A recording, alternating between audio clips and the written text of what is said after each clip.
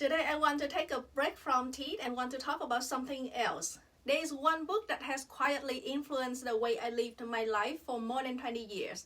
I read it when I was 17. It's called Good Luck: Creating the Conditions for Success in Life and Business.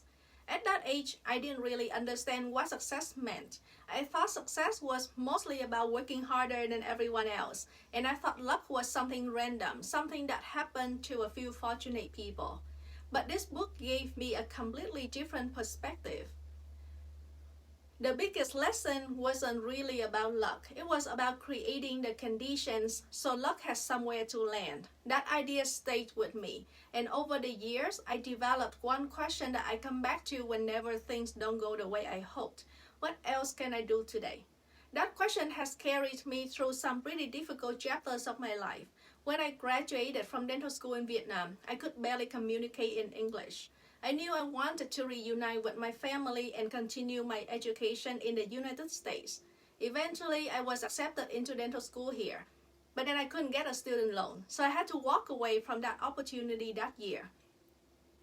It was incredibly disappointing considering I spent years to get to that point. I wanted to just forget everything and give up, but I kept going. Eventually, I made it into dental school in the US, graduated again, and started building my life here. Then years later, I bought Avalon Family Dentistry, and I quickly realized that being a good dentist and running a dental practice were two completely different things. I knew how to take care of patients, but I didn't know much about running a business. And I was doing it in a new country with a different culture and a language that wasn't my first language. There were plenty of moments when I was scared. There were plenty of moments when things didn't go my way. And honestly, there were moments when I wondered whether I was making the right decision or not. But I kept coming back to the same thought, just one more step today. I didn't need to know exactly where I was going.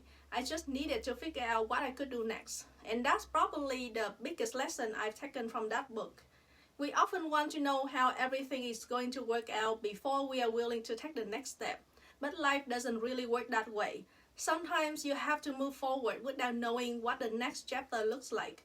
You learn something, you meet someone, you make a mistake, you try something new, you go through something difficult. And at the time, none of it seems connected. But years later, you look back and realize every dot connects. Things that once felt like setbacks become part of your preparation.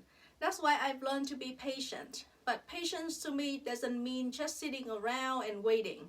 Patience means preparing the soil even when you can't see the harvest yet. Read another chapter, learn another skill, improve one process, help one person, take one more step. You never know which small thing you are doing today will create an opportunity 5 or 10 years from now. And that's also why I don't worry as much about having everything figured out. I still don't know exactly where the next chapter of my life will lead. But I trust that if I keep learning, keep showing up, keep doing the work, and keep asking myself, what else can I do today? The dots will eventually connect. Maybe that's what luck really is. Not simply being in the right place at the right time, but spending your life creating the conditions for something good to happen, and then being ready when it does. So that's the lesson I've carried with me since I was 17. You don't have to see the whole path. Sometimes you just need to take the next step. Just one more step today.